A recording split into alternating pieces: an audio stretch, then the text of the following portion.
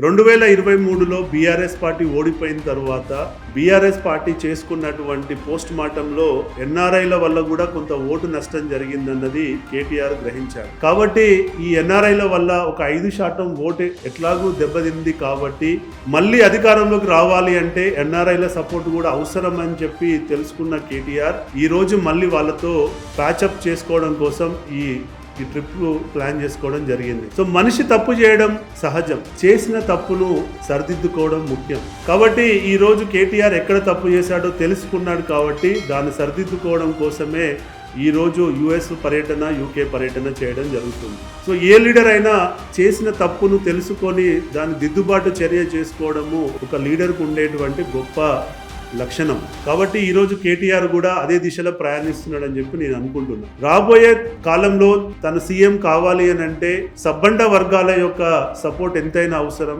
అందులో ఎన్ఆర్ఐల యొక్క అవసరం కూడా ఉంది. కాబట్టి వాళ్ళందరితో మళ్ళీ ఉద్యమం టైంలో ఎలాంటి ఫ్రెండ్షిప్ ఉందో అలాంటి ఫ్రెండ్షిప్ కొరకే తను ఈ ట్రిప్ ప్లాన్ చేసుకున్నాడని చెప్పి నేను అనుకుంటున్నాను.